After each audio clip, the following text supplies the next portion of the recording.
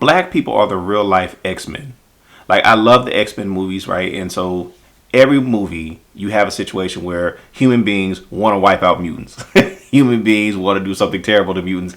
And at every turn, Professor X is like, no, let's hold hands. Let's be friends. And it's like, sir, this is like movie number 5. It is clear they do not want to be your friend. It is clear they don't love you.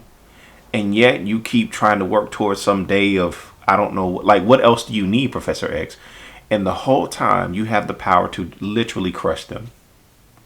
And you keep saying, no, don't do that. And so you have Magneto over here like, yo, they don't want to be friends, so I'm not sure why we're trying to be friends. And you're watching this movie, and they got you convinced that Professor X is the person we should be listening to. They really convince you that Professor X makes sense when he is trying to integrate with his with the people who are trying to actually crush them. They got you so confused that you think Magneto's the crazy person. And it gets so bad till you get to like X-Men The Last Stand. It's like the 3rd movie in the installment, I think. They have a cure for the mutant gene. So we can like basically wipe out mutants. And Magneto's like, okay, we don't went way too far. We got to do something. Magneto starts to go to war because the human beings who are not mutants have started the war. And that made it very clear what their intentions are. And Professor X and his crew are like, no, let's try to be... They're trying to wipe you out. They are literally trying to wipe you out. What is there to talk about?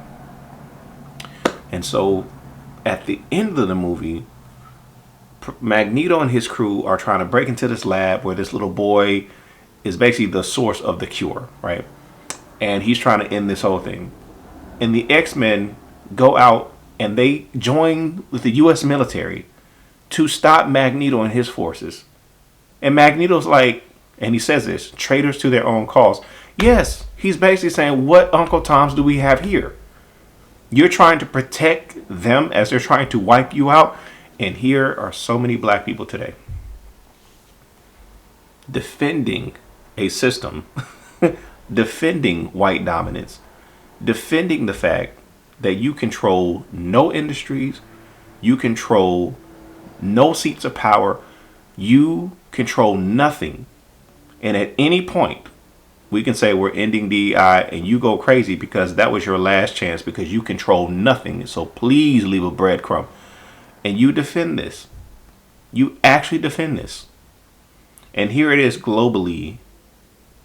Black people have numbers and resources that we could crush anybody. And yet you are content to defend a system that is trying to crush you.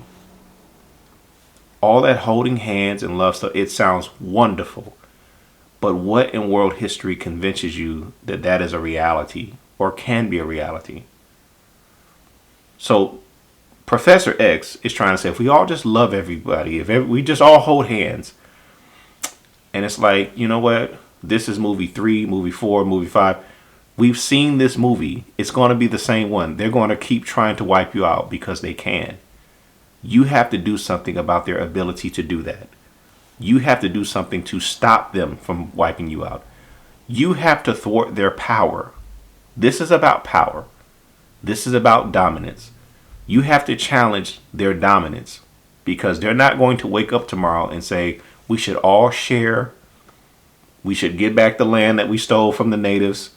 We should pay reparations for all the labor and all the wealth that we built. That is not happening.